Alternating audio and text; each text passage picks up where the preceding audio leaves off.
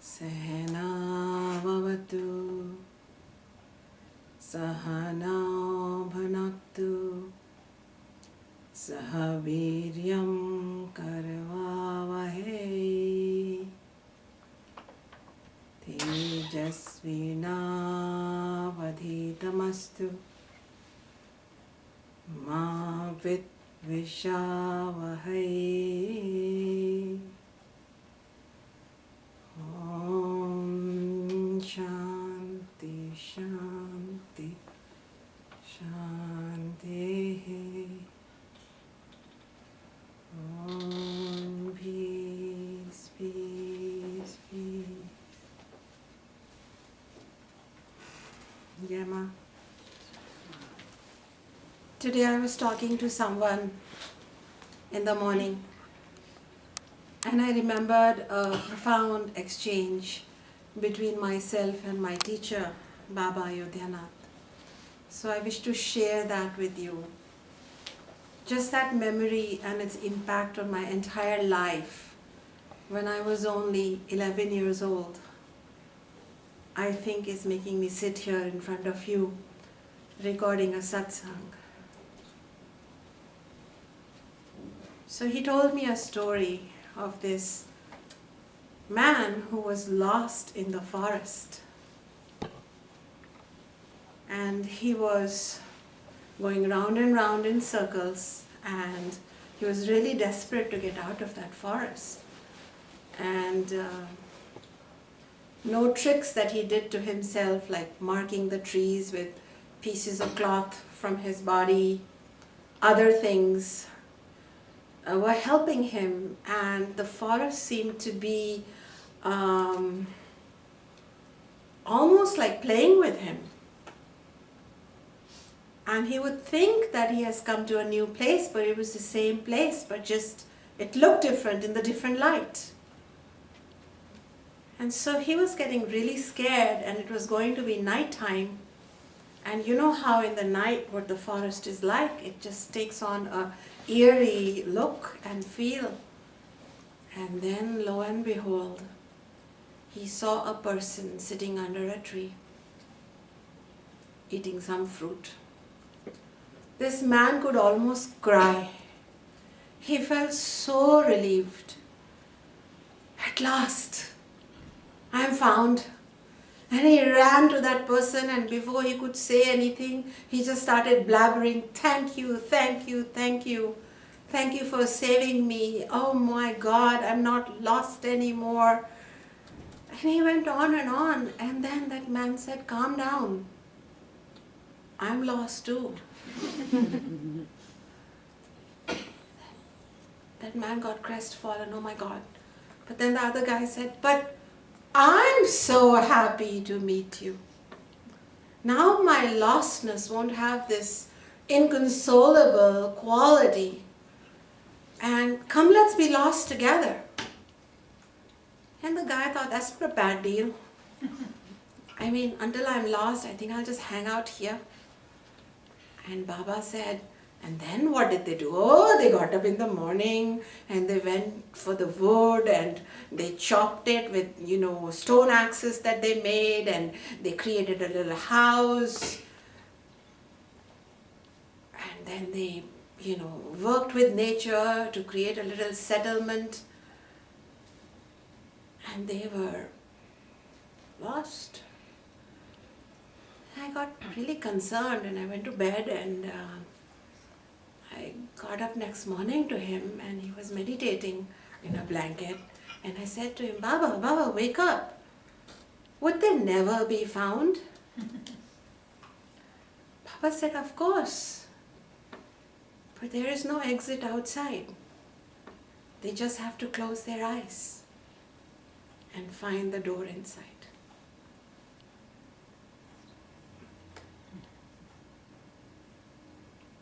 So he taught me my first lesson in meditation. He taught me a very potent lesson in finding the exit from suffering inside me. And how when we close our eyes, we surrender. And what do we surrender to? We surrender to the sweet bliss inside. And we surrender to this mithya that surrounds us, that comes and goes and seduces us and fills us with fear. And yet it is only mithya. Satyam is within. And this morning, when I was reminded of this conversation by chance, because I was sharing it with someone,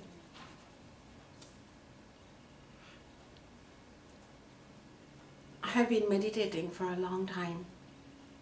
And especially when there is difficulty around me, my deepest desire is to let me close my eyes. Let me find the peace within me. Let me go within where the One resides. And so, my dears, in the satsang, we are here to understand what is it inside that we seek the solace in when we meditate. Meditate is the highest practice. Meditation is the highest practice of the Vedantin, of the sadhu, of the seeker. And this meditation is not purely in vacuum of or gymnastics of thought watching, breath control, or beta alpha gamma waves. This is about closing our eyes to say, thank you very much, I'm done with participating in the magic show. This particular chapter is not very pleasant. I think I will go within.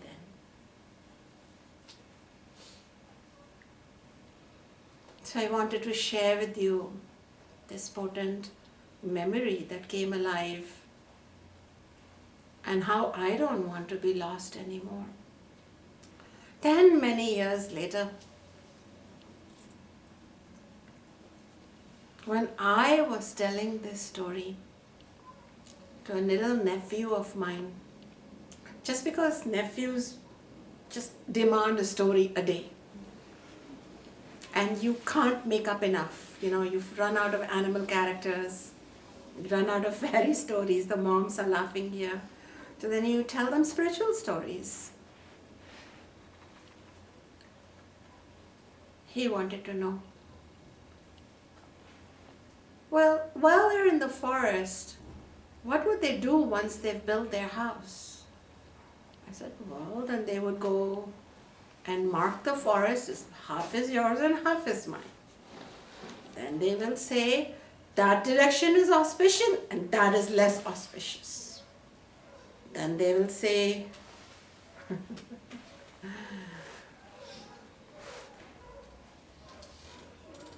I cannot live without you.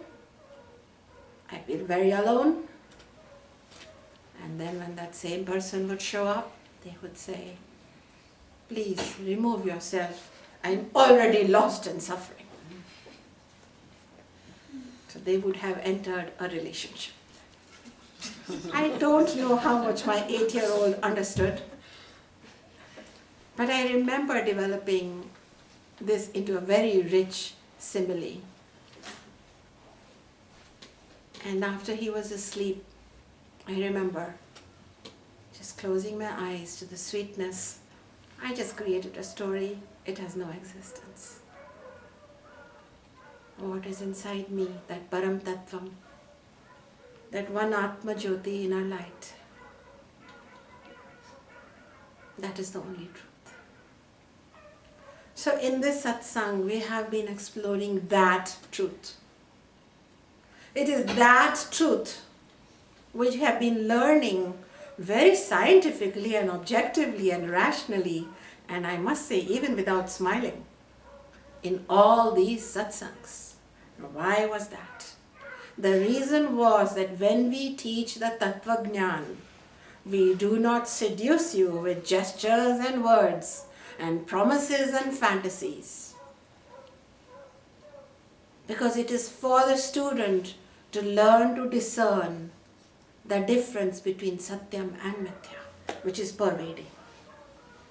But now the satsang begins, where we start using that Tattvajnan, the knowledge of the Jiva, its Panchakoshas, its Shariratrayam, 3 bodies, this Jagat, and its Prapancham, its gross state, its subtle state, and this world's causal state. And then we also discuss God. What is God?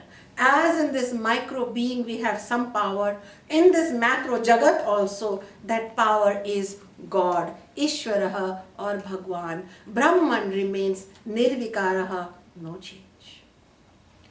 So this Ishvaraha, God, and this Jivaha, we are both altered states or reduced states or compromised states of the absolute consciousness, but that doesn't mean compromised as in powerless. We are compromised from that absolute, and yet we are the relative.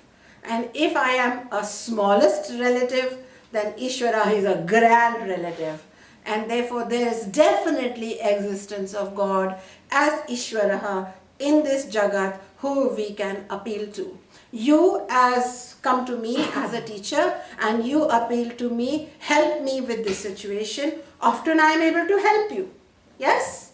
From that same one power of Brahman, Chaitanyam, which is flowing through me, my mind-body complex, as your teacher with a Nama Rupa, with a name, with a face, with a certain body, with certain clothes, to help you.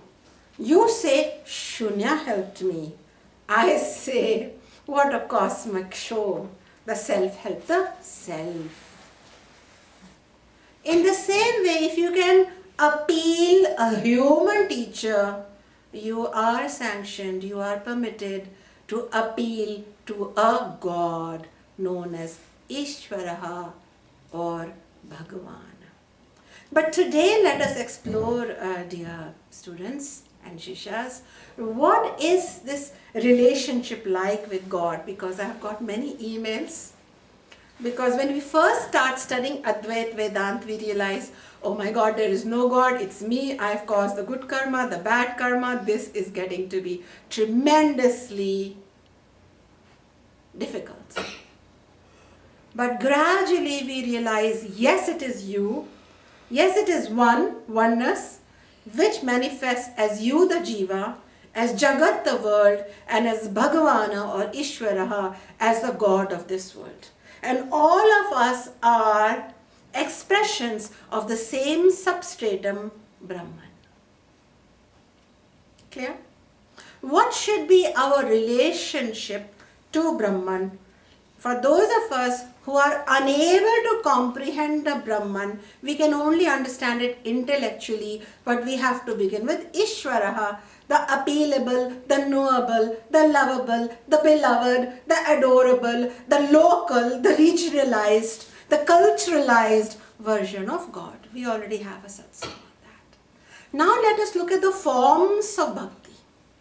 The first, there are 3 kinds of ways that we can love God. This is a very unique satsang for you. Pay attention. It will help you understand how Advaita Vedanta is all inclusive of everything. This is the pure philosophy of the Hindus. This is an amazing, mind-blowing, paradigm-shifting understanding of how to worship God for evolution of consciousness. The first stage for the raw sadhak, for the raw person, is when you are known as Shraddha Pradhana Purusha. Purusha is the word for soul, embodied soul. It is not gender specific. It doesn't mean male or female. That is why we have used the word Purusha. Purusha doesn't mean male.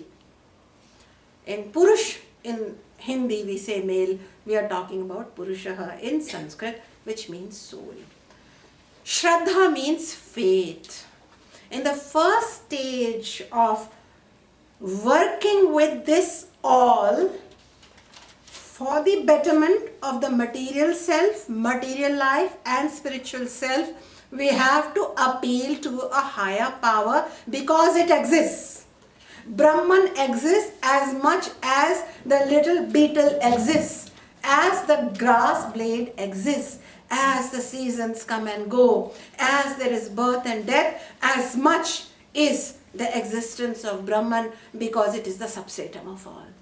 And this Brahman being Satyam Jnanam Anantam Brahma is the source of everything which is infinite and which is always free. And if that is our nature and that is what is everywhere, the source and substance of all, then how can I, the suffering one, connect with it? Do I have any space, place, method to appeal, or am I just the prisoner of my past karma? And until such time I meet a teacher, I will just ad infinitum sabotage my life and everyone around. So what can I do? Because even finding a teacher, the Shastra says, depends upon anugraha, Lord's kripa, Lord's grace. Who is this Lord? We have understood. It is the Lord of the Jagat, Ishwaraha, who we can understand. It is the macro, infinite, inexplicable power of Brahman expressed as Ishwaraha. How do I speak to him? How do I talk to him or her or that? Then it is said, the first stage is when you become Shraddha Pradhan, you are to have faith. Faith is your only sadhana. Why faith? Why faith? What is this faith? You might ask, what faith? I will never tell my colleagues at work that I have faith. In fact, I will roll my mustaches and say to everyone, I am cynical to the last pore of my being. In fact, in today's world, it is considered rather complimentary for you if you are one without faith. But tell me, even when Einstein proclaimed his theories, or when we say the Big Bang happened, or when we say that, the neutrons are revolving around the center of the electrons are revolving around the center of the atom, have you seen it? You have to go by faith. The world is built on faith. Faith is an aptitude. It is a God-given gift. It is inside you, says the Shastra. Employ it for the Shastra. It is for the beginning stages. So our Vedic Shastras are full of injunctions. Some I have taught you, such as get up in the morning and look at your hand, say the mantra, bless yourself. Go to the sun, pour the water, say the Gayatri mantra, do a japa. We have given you some explanations. We have told you, you will do this, you will benefit like this. You are told in the Vedic pantheon, you are having problems in meeting the goals of your life. Don't worry. Every Thursday in the evening before the sun sets, take a teaspoon of rice or a little bit of rice, mix some haridra or turmeric in it, give it to the birds to eat. Do it lifelong. And all your obstacles will be over. It is told. But it is not told how.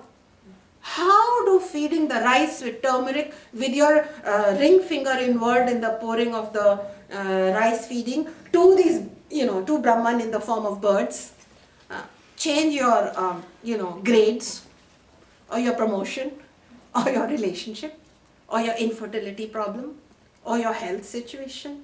Shastra says, just do it, you will get the benefit. Now some people really start criticizing the Shastra. Oh, just conservative people, they are just full of rituals. Why will not chant the Gayatri until I have put some nodes on my brain and confirmed that it is giving the right kind of waves? And I've had peer review from a certain journal. But some people take Shraddha, faith, and just start doing it. So our tradition says that it is your Shraddha, which is an inbuilt capacity in you. When the little child is scooped by the mother, it has just become fresh onto this plane It doesn't know what is what, right? This Vishal Brahman as Atman has come into this 7 pound or 5 pound body, squiggly, everything slimy. It has come, it's crying, and the mother or the father hold it and say, you're going to be okay. And the child chooses to believe it. And there onwards, mommy or daddy become, for most of us, a recluse, or grandfather, or our teacher. So it's within us. If we are hardwired to actually have faith versus cynicism, let me inform you. Today's modern world may teach us to be cynical. We become so cynical that when even people are helping us, we think that that person must be trying to impress us. Or they have some deal, they want something from us. They don't even understand seva or charity. Some people ask me, so you have been on a non-profit charity model clinics for last 5 years? Yes. Yeah, that's a good impression to make on people. It's okay, that was their thinking, that there must be a hook to something. So the cynic. But that cynic also, to be a cynic, relies and has faith on many things, including sit in the car to drive up here. Faith in the wife to not poison them with every meal. Otherwise they would have to need testers to test the food and then eat it. So there is faith that earth will revolve on its axis, and tomorrow I will meet you to talk about the need for cynicism. We'll have a meeting tomorrow. But I have faith that the earth will revolve around its axis, though I haven't seen it. I believe in it. So we are inbuilt to have faith, and Shastra says in the beginning that you have to have faith. Why? Because it is the first stage of your bhakti or your worship or your connection with the supreme reality, Brahman. At this point, if we start explaining everything to you, you'll get lost in it. There are two kinds of prayojanams or benefits from this level. One is you will get the material spiritual benefit that Shastra is telling you. If Shastra is saying to you that by Gayatri Sadhana you will have these benefits, you will get it. And the second benefit that it will do is that it will lead you to the next stage, which is the Dharma Pradhana Bhakti. We are going there. More about Shraddha, that our scriptures say that it is your level of Shraddha or faith that you take to the following. Who are these following? It is what faith you show towards the mantra, the faith, the Shraddha. Tirtha, the pilgrimage. Dvija, or the Acharya, who is showing you the ritual, what faith you have. Then Deva, the God. Then Devajan, the astrologer. Bheshajya, the Vaidya. And Guru, the teacher of the higher knowledge. Your benefit from those sources depends upon your faith. Shraddhavan labhate jnanam. Those who have Shraddha or faith, they get the gift. So we can approach the doctor, the Vaidya, full of cynicism, and another person can approach the Vaidya for the same condition with faith. It's a choice, it's an attitude choice. The Vaidya for the same condition, because of various other factors, age, etc., Agni, Bala, etc., may choose to give them the same medicine. The Shraddhavan will come back and fall at the feet of the Vaidya. You saved my life. And the one who does not have Shraddha will create within them some psychosomatic reactions to confirm that Vaidya, your medicine does not work. I am not saying that occasionally there can be a wrong choice of the medicine, but the fact of the matter is your Shraddha makes all the difference. Similarly, we can go to the Ganga or to some pilgrimage of the Christians or the Muslims, and we can go with Shraddha. When I go there and I meditate under the Kaaba or the tomb or the holy Ganges, I will shed my pain. It shall happen so. Because you are Atman. And your Shraddha was the portal to connect you to a higher power. So it's almost like you are being told that you can't see it, but try to see it, believe in it.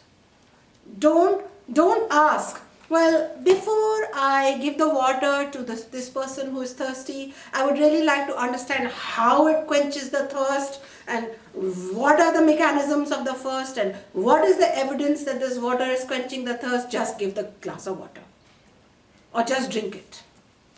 So if something is so obviously, experientially by you, in your evidence, in your pratyaksha pramana, your direct evidence and proof,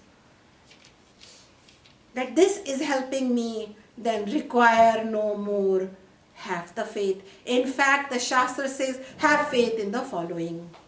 And go. It also teaches you discernment, so you won't have blind faith. But once you choose to have the faith, have the faith. Similarly, when the first time Shishyas come into the Gurukulam, I say to them, I don't know you, you don't know me, let's check each other out. But even during the checking out process, please have your cynicism on the borders and Shraddha in the middle. And only when I give you cause to be cynical, doubtful, samshaya, full of doubts, samshayatma vinashyati, just full of doubts, always asking for evidence, proof, support, then that person nobody can help. So similarly, have the faith that Ishvaraha is here. Have the faith that you are in a status of existence where you are quite powerful. You are Alpa Shaktiman, you have a lot of Shakti in you, but it is Alpa. But there is Ishvara Sarva Shaktiman. So you have this much creativity, Ishvara has that much creativity. You have so much willpower, Ishvara can give you that much willpower. And you might go on to all kinds of fasts, penances, pujas, rituals, putting the holy water of Jerusalem on your head and believe in it and it shall happen. So that is why in every religion in the world you will find people who say, I prayed to my XYZ God and there was a miracle. Am I correct? And that miracle occurred from that same Ishvaraha appearing in different bodies, forms, colors, languages and texts to the same jiva in different bodies, but miracle did happen. Support was there. But without faith, nothing. Now there is a whole setup trying to understand miracles. Never. Comes from Shraddha. So this is one thing that yadrushi bhavana yasya siddhir bhavati tadrushi. As is your bhavana, as is your feeling, your faith, so you will reap the fruit. So this is a very interesting state that it's actually preparing you for a complete self-realization path, but in a way it is also saying that those who do not have faith in the teacher who is showing the path, those who do not have faith in the path, those who do not have faith in the system, in the belief, cannot be helped and they should be ignored and discarded. Discarded not as in rejected or ill-treated, but it's okay. Now we come to the second stage. It said that follow the rituals with Shraddha or follow whatever your teacher asks you with Shraddha and you shall be led to the second path, because this exercise of Shraddha also is kind of a constant exercise of opening the heart to a higher possibility. Most of us walk around soulless because we feel, who should I appeal to? Is it not right? The biggest disease is the disease of alienation. of existential isolation. But we are told, no, have faith. There is Bhagwan. Bhagwan comes to you as Jesus Christ, don't fight. Bhagwan comes to you as Allah, accept. Bhagwan comes to you as Krishna, Shiva, understand. Bhagwan comes to you as a little rock, be. Once I traveled with Baba to a more desolate area, and we were passing through from one city to another, and we had a train ride, then we had a horse ride, and then we had another ride, and I don't remember why we were traveling around, but Baba did travel around in a mandala and I was with him. It was a somewhat of a desolate area, and there was no official medicine as in Western medicine or even Ayurvedic medicine. The tribals or these really native people kind of took care of themselves. And even their religious pantheon was part of the fabric of the Vedic system, but they had the permission of calling anything God. And I found someone wailing, and they came to call Baba to that dark hut, and there was no light. So it was a lamp that was lit, and so we walked in the dark light. And we went to this place where this child was really sick and burning with fever. It was very late at night, and they asked, what can be done? We have heard that you are a renowned person. Can you touch this person? Can you do something? Can you give some medicine? Baba said, sure. But he looked at the desolate wife, the mother, and he felt that perhaps these are the last moments of the child. So he said, who do you believe in? And that lady said, oh, she took some name, I don't remember. So let's go there. Just a little while away, there was this rock. And that rock-like structure was their Bhagwan, their God. Baba first bowed to that. Baba sought power from her God, Harishwaraha, to help this child who was helped. So an acknowledgement and Shraddha, because if he had said, what, you're worshipping a rock? I think you should chant Bhagavad Gita. And so Shraddha is Shraddha. It's not just Shraddha in one person and one God. It is Shraddha period. It's faith period, that we are not alone as Jivaha. Just like when we are alone, then we become a twosome, then we become a family, then we become a kula, and we have more power. Is it not right? In the collective. In the same way, Ishvaraha is that infinite source of the macro power. And Ishvara is there. And no matter which form we worship Ishvara, if our faith is there, then that rock, which is not even a shivling, by the way, it was a rock, converts into that source. So it is the power of the faith that the student brings to a teacher like me that makes me say the words they need to hear.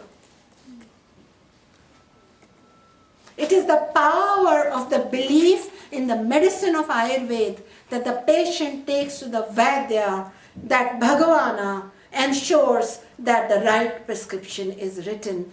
The power is in you. Do not ask questions. Do what the Shastra has said. This is not the time to ask questions.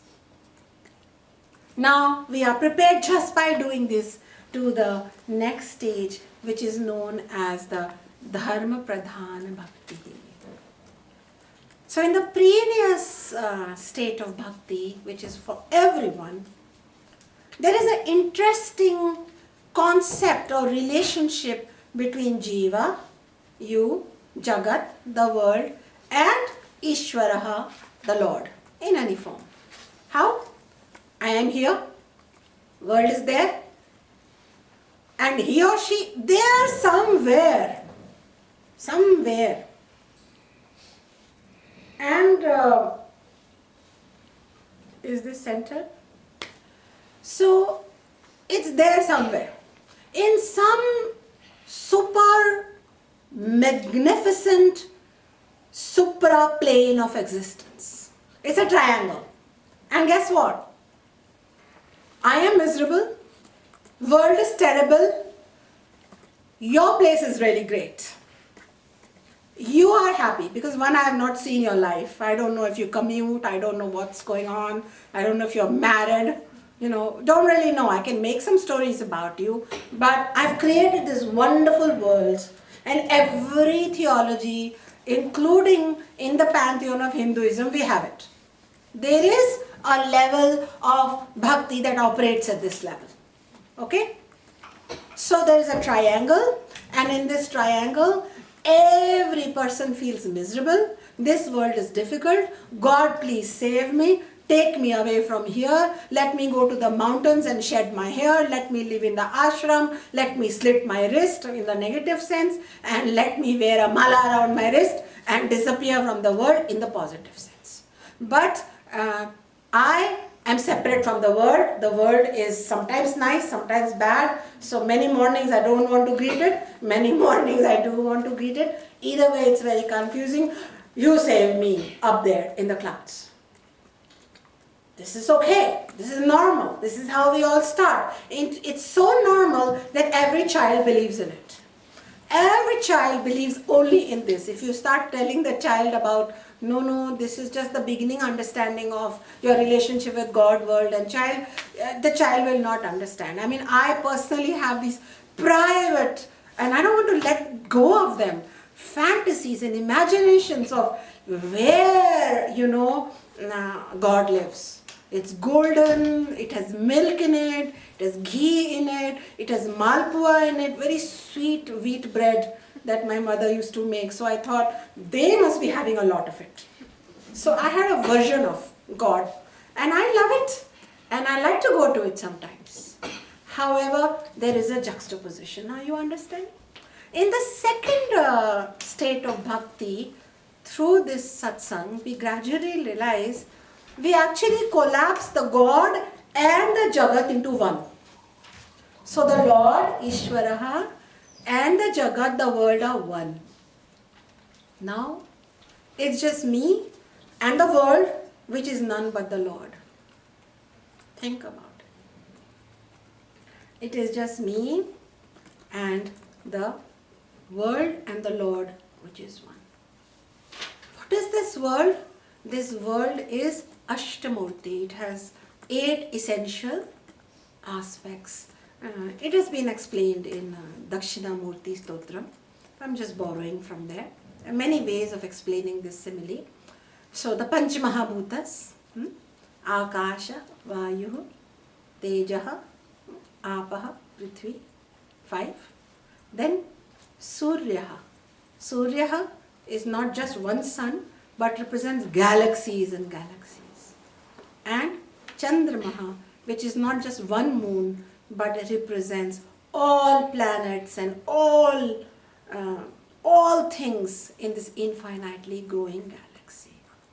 And then finally, so these are 7, and these are achetan tattvas, so these are not sentient, they are not alive, they are matter. Matter is also appearance from Brahman, but they do not have chaitanyam in them. And finally, the 8th is all living beings, from the smallest beetle to the tiniest little creature, to the large elephants, to those fishes which live in the dark ocean, to the blades of grass that are living. Everything that is alive come into the 9th. So therefore what happens is, when I start viewing the Ishvara not as something outside, gradually my rituals alone, my private pilgrimage alone, my own little sacred space in my home, in my chamber, in my temple alone is only the starting or the launch point, because everything I see you, Lord. Now my whole attitude towards the universe will change. There will be a change in my basic bhavana or feeling towards the way I view this universe. In fact, what will happen is that every transaction that I will now have with this world, pleasant or unpleasant, I will be forced to contemplate that I am actually transacting with Ishvara. I know that some of the suffering is not very pleasant in Ishvaraha and the joy in Ishvaraha is very pleasant. However, I now realize because of knowledge that every unpleasant experience that I am getting, Ishvaraha is trying to give me an opportunity to not hate it. And every pleasant experience I am getting, Ishvara is giving me the opportunity to not get attached to it. Because this is what happens. This is the game with a capital G. Every pleasant experience, we lose ourselves and attach to that experience, and then it becomes a roller coaster of becoming lost in the forest. So every pleasant experience has to be seen as a game of Ishvaraha, an opportunity to say, Lord, thank you for sending me that one, and thank you for sending me this one. Namaste to this one, namaste to that one. The self in me bows to the self in you, and therefore everything becomes reverential. What do I have in this universe? What all we have? We have some property, some clothes, some books, some money. That's it. Then we have some family members, right? And then we have this body. See how, what we have. What we collect since we are born. Little bit of property, mostly junk. Should have been given away by now. Couple of family members who we like, dislike. We're not sure about. Check our Facebook status for the next update. And we have this body that we like, dislike. But once we realize that everything, this body, the family members, everything is from this world, which is made up of the Panchatattva, Surya, Chandraha and the living essence, is Ishvaraha, then I will now start having some sacred interactions with property. I will have a very major change. I will invariably start saying, let me not have attachment, aversion to my family members because it is God. Let me eat with them. Let me have a Christmas with them. Let me enjoy a Diwali with them. But let me not have attachment and aversion to the people. Let me not have an attachment to my property and aversion to the fact that I don't own a home. Aversion to the fact that others have a home. So attachment, aversion is not necessary. So the sadhana that occurs in the second stage of bhakti is that our raga dvesha, our attachments and aversions gradually reduce and we start behaving from a place of dharma, which is what, after considering all factors, how will I behave with my God? This is the birth of pure, essential Satyam Acharan, the behavior of truth, pure ahimsa, non-violence, the deepest, where even a soldier has to kill another soldier because the king has asked you to do it, but it is not from a place of rancor, but it is from a place of deep understanding, fulfillment of duty, and yet there is no killing. Like there is a namaste. Like you saw in the life of Pai. He had to kill the fish merely to be part of the echo chain. Dear Vishnu, I am killing you today. Vishnu is the Supreme Reality. That is how Hindus like to call Supreme Reality Brahman. You have appeared in this fish to feed me. It's a Vedantic statement. So therefore what happens is, even though he ate non-vegetarian food, though he was a vegetarian, but more than the non-vegetarian, vegetarian ahara or food, it is the attitude which was purely a spiritual one. Because from Mr. Parker, the lion, being a Brahman, to that fish, to him, to he himself, when he found his inner light and his ability to be thankful for everything that happened to him. So therefore, this ends the negative attitude we have towards the world, and we stop at the very root, racism, sexism, religious biases, all of these just start ending, just start falling away. And this mamakara, ego, this is mine, that is mine, I versus the world, I versus this part of the world, I and you are, it ends. This mamakara, this egotism starts ending. And the world is a God, it is the world is God, it is the God is manifest as the world, and so this world is sacred, and my whole attitude becomes truly beautiful. Now, rituals will continue from the past, because now what do you do in a sacred world? You do sacred rituals. What do you do? What do you have to claim or dislike? So you light a lamp. So you send a mantra to someone who sent a slur to you. So you forgive years of hurt that has come towards you, because, oh Ishvara, in this beautiful world, in your law of karma, this exact abuse has shown me to never abuse and to never accept abuse. You have truly refined me, and this is all taken as prasadaha, or as the gift from the Ishvara, this world. And so this person becomes kind of loose and light and easy, and there is no prayer to, please take me away, God. Let me join some order and never show up. No, it is more like, I'm here now. This is a non-stop party. Everything is sacred. Until I knew that, I was rejecting big parts of it. And I was making too much out of the people I met. Liking them too much or hating them too much. Too much of the events. But now I can let it go. I can relax. And it just becomes a whole different ballgame. Finally, we come to the third stage. This is known as the Jnanam Pradhana Bhakti. Here, to even come there, we have to learn the Tattva Jnana of Vedanta, which I have taught you, to even get ready to accept it. But those who begin with it, it's a little difficult. Because the one who just begins with, Jnana Pradhana Bhakti may get a little lost, it can get a little delusional. Because, what is this saying? It's saying to the relationship, it's saying there is no triangle. Then it says there is only you and the world, which is God.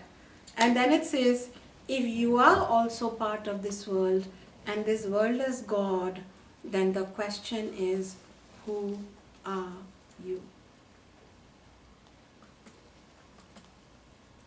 And Baba explained to me years later that those two lost men in the jungle, because after I had been meditating for some time, he said, the question is not, why this jungle?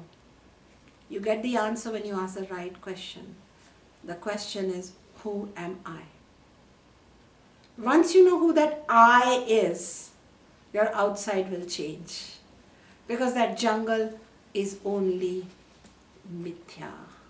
It only exists till such time you identify yourself as the one who is lost. But once you close your eyes and say, wait a minute, I don't buy that, and I'm going to check within to my source. Once you find who you are, the scenery changes.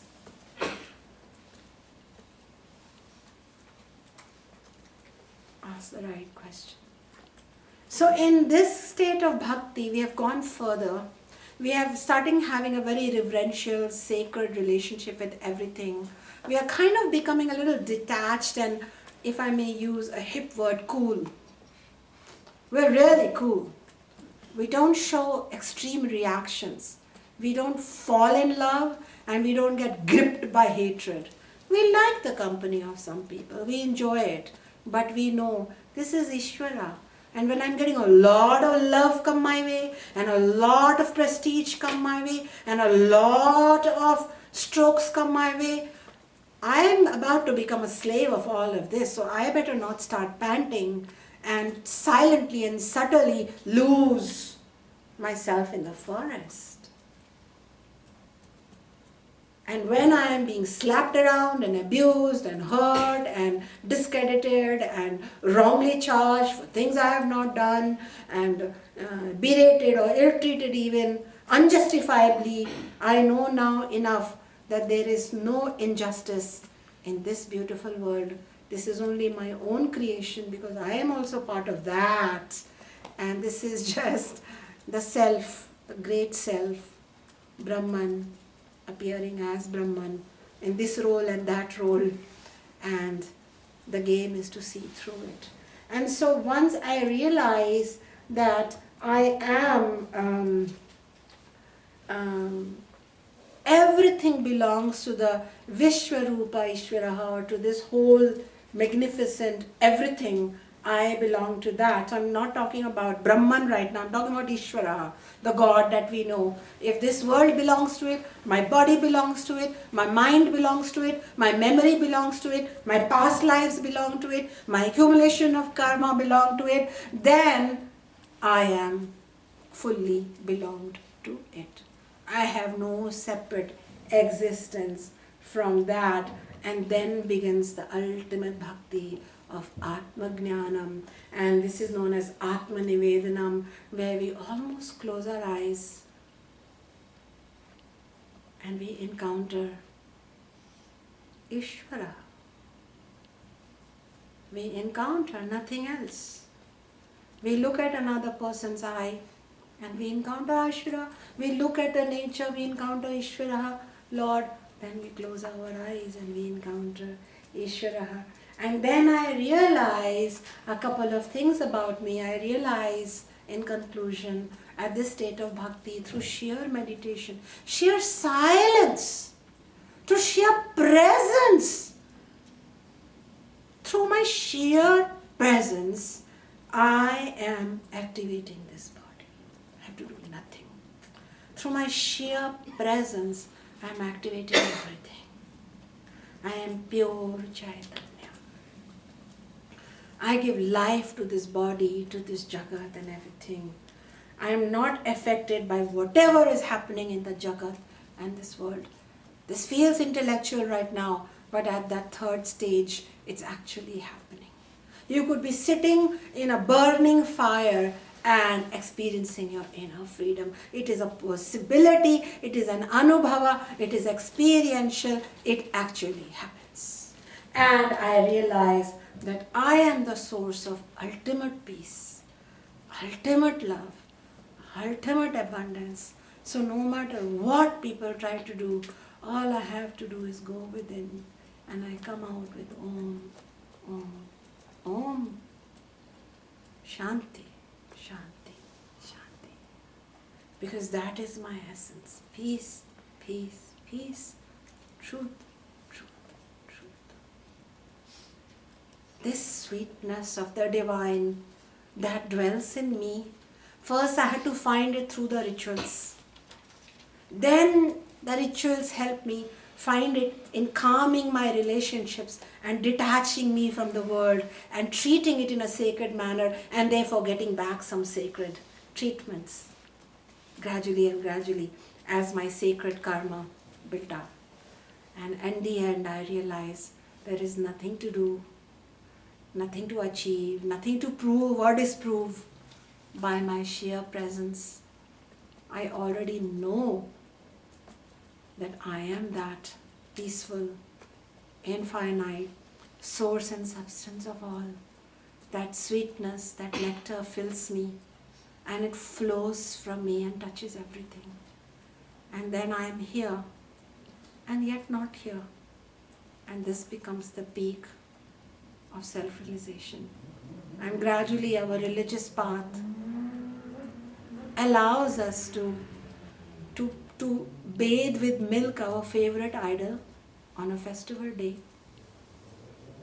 to pick up a hungry person and feed them our food, and to close our eyes and know, oh my God, everything is so great because I'm in abundance of that eternal greatness. Dharma. Let us just take a few minutes to sit in this beautiful, serene silence and simply surrender to this greatness that dwells within quietly.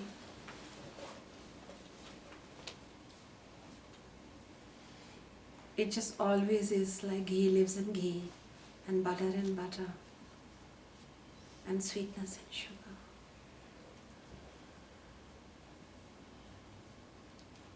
Whether we accept it or deny it, my true nature is one with Supreme Reality. And I'm so comfortable in this moment.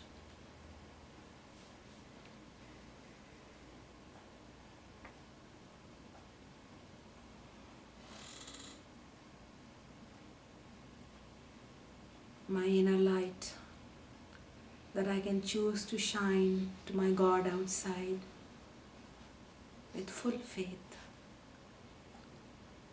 because that God reminds me of my own greatness.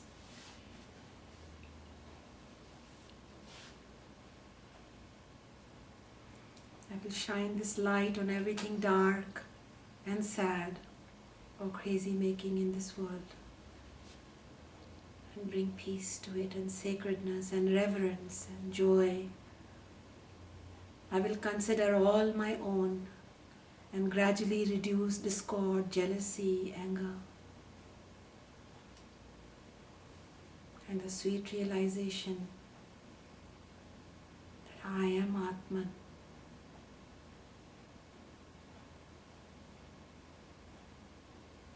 Aham Brahmasmi will just reveal itself in me. One day when I'm sitting quietly, experiencing the breeze which is me, the sun which is me, the life around me that is me,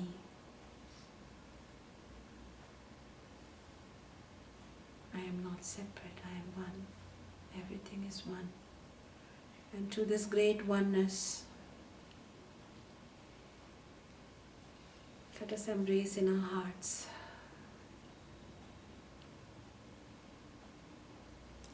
Let us thank Baba Ayodhyanath and his teacher Shanti Prakash,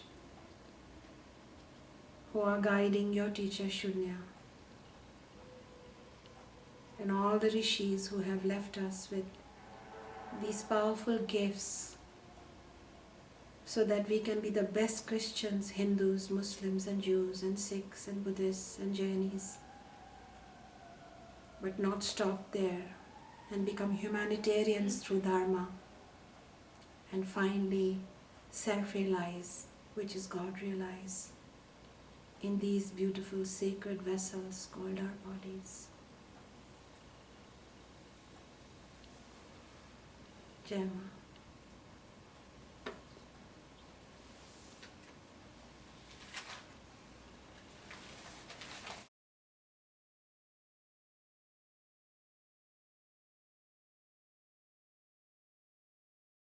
In the beginning stages, it feels like detachment looks a certain way. But actually, you should read the works of Swami Vivekananda in Jnana Yoga. He has mentioned that do everything you need to do. So a mother should be fully loving the child, and she should not think, oh my God, I'm getting attached, or should I be detached? Should I change the nappy? Should I not change the nappy? Should I kiss the baby? Should I not kiss the baby? So here comes the role of duty, dharma. So if you are a newly wed wife, you have a certain dharma. If you are a mother, you have a certain dharma. However, at the same time, Swami Vivekananda says that at any point, if you need to leave that child for some reason, you should be able to leave that child in Lord's hand, Ishvara's hand, saying, I'm only a caretaker. So can you do what you need to do, but at any point give it up? That's the question. If I am part of the movement of Vedika Global, various Shishyas who work with me know how invested I am in every moment. And many of them can vouch to you that how I can just drop anything. And it's not like I'll always be like that. It's like I better be like that. It's a sadhana. So anytime I see that my mind's getting all creepy crawly around something, then my work is, what sadhana is, to remove my ego from that and say, am I here, I'm having fun, or am I officially signed up to become schizophrenic? So it's like, sure, I want to be in love, sure, I want to have a relationship, but did I sign up for this, or did I sign up for that? And at any point, we need to be doing our work and yet being detached. So you have to be detached with attachment and attached with detachment. You go figure. But it's a fine way. And sometimes in the beginning we think it's this or that. And sometimes we even think detachment is about being cold and indifferent, or even like, giving up your ambitions. Then how are you going to fill your life? Spirituality and detachment doesn't mean sitting in on a yoga mat all the time. You'll get bed sores just sitting there. It's about being active and dynamic, and as your age and time and environment and society demands that role, you have to play. But you have to play all those roles knowing very clearly that this Vishwarupa Ishvaraha, this world which is the Lord, is playing a beautiful drama where the Lord himself or herself is playing various roles, including through me. Don't take it too seriously. Observe it, watch it, celebrate it. Don't try to escape it or hold on to it. And you've been taught the law of karma. If you've not been in previous satsangas, you can log on to our YouTube site for Vedika Global. But the law of karma is taught to us so that we can make we can row our boat in this drama. And so gradually through satsang, human love merely converts into another episode in the long drama. And the one who has this knowledge is able to sustain these relationships, and such questions also gradually reduce. Not to say they are wrong questions, these are 99% good questions to ask, because this is where we are suffering, or this is where we are confused, or this is where we are deliriously happy. And anytime you are deliriously happy and deliriously suffering, one has to become alert to am I an audience that has kind of completely walked into the play? You have to do something special as per Vedanta. You have to play parts in the play, but you also have to watch it and change the script from the audience.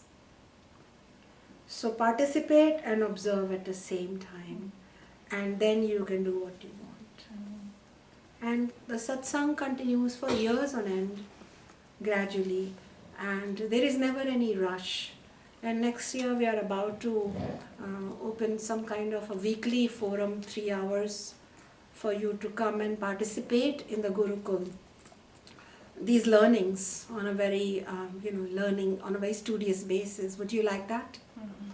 Because then you can say, lifelong I'm studying this, and each class is changing my life.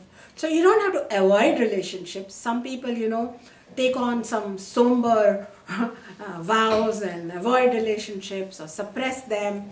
But then that just means that you're hiding behind the wings. Come on out there. But just know it that some script you wrote from past life, prarabdha karma, some script you are writing right now, kriyaman karma. This is not a play happening. This is not the absurdist theory or existential nihilism that there is nothing there. There is no void. There is Ishvara. And we can appeal to Ishvara.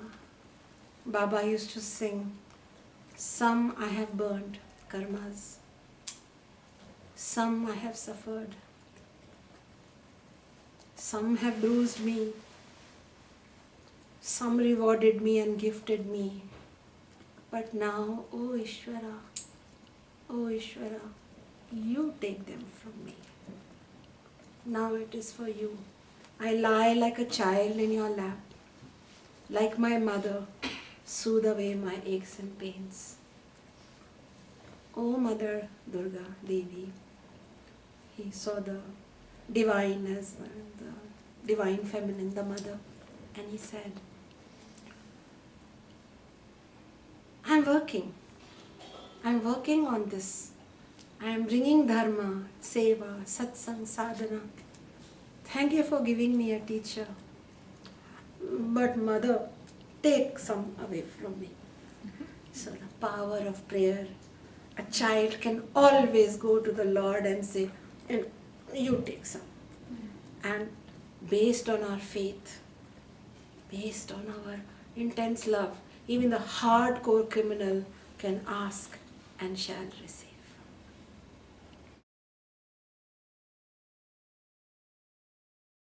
It's a core question. It's a core question. And most people in the beginning see attachment and detachment in two separate compartments. And it's a good stage to be at in the beginning, because some people initially don't even know about detachment. They don't even know about being a little separate and actually having choices, actually having unknown powers within them. They are unaware that they have the power of the choice. They have the power to walk away, they have a power to express themselves, they have the power to make a change, they have a power to appeal to Lord. They don't know all these things. But, and so they are tangled up in the drama and they are suffering, and mostly in the beginning stages, they neither have faith. They don't know if there is a God, or if there is a God, it's very far away. And already we have sinned, so we are really separate, And who will like to take care of me, for example? I'm an undeserving one. And so in our relationships, if we get morsels of love, we are like hungry, starved people eating them. And then when they are withdrawn from us, we are like craving for them like a drug addict, wanting our next dose. This is the reality. And so we get reduced to, pathetic people. And I'm sorry to say this is not what we show, but internally we are like that. We are parched, we are hungry, we are thirsty, we are drug addicts, right, of love. And we want it everywhere. But gradually through the satsang, at least this new word comes in, which says, don't get attached. Just this teaching that this world is also Ishvara or Bhagwana, and don't act and react in a default way, in a reactive manner, in an examined manner. So, even if we have to punish someone, say somebody has hurt us and we have to punish that person and we are in a position to punish that person, we may punish that person, but we should also know that just in that script we are punishing the person, but this is nothing but God and God. Once we know that, the quality of our punishment will change. Similarly, when we are loving someone and somebody comes into our life and just rushes into our life, then what should we say? No, don't come to me, I have to hide, I'm a spiritual seeker. Now that sounds very ridiculous. If that person has come into our life, you can say, interesting. The game called I'm going to love you and promise you everything and the stars and more has begun. Okay, how does that feel like? It feels deliriously nice. Well, there's a part of you that was only feeling dizzy and happy, and then you remembered something from the satsang, or you went to our Facebook and you saw one of our videos, or you had some memory come to you and you said, wait, I'm dressing up to go to this date, but only me and my panting self need not go. I need to understand I as God am deserving of everything. I'm a royal person. I'm going for a date to have a royal time. And when that royal time changes or ends, I'm not going to say, please, please, please, please, promise me when you will meet me again, and you didn't call me and I didn't, I know because my son is young and there are a lot of texts like that. Yeah, in one day, 300 texts, back and forth, back and forth. Not only about what happened between him and his friend, but what happened between his friends and their friends. So it's a very big jungle of who called who didn't call who, what happened, what didn't happen. So these are all, these are children. But then we become adults with the same mentality, and we get hurt by every rejection, and we get gratified by every demonstration of, acceptance. But once we learn this knowledge, we can say, yeah, let me jump on the bed because somebody found me, but we're still in the jungle. We're in the lost world, in the lost forest, and it feels nice to have some company, but I will come home after that wonderful date, close my eyes, separate myself from everything first, where I was feeling grateful to the other person. Instead, I will flow over and find that other person is nothing but an expression of a gift the Lord wants to give to the Lord. And so our relationship with this person will be more of equality.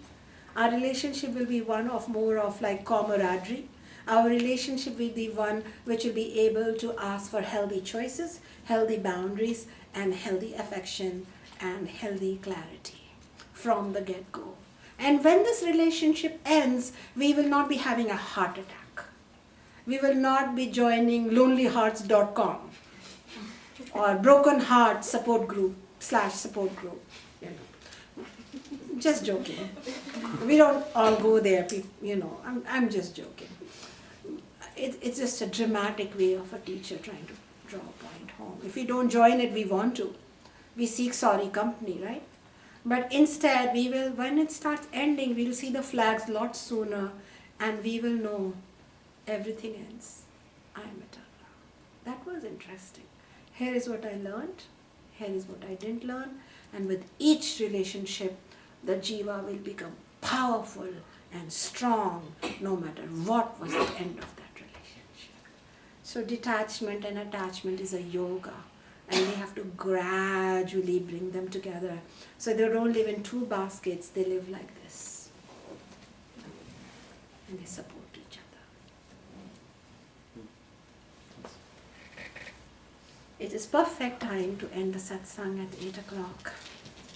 Jai Maa.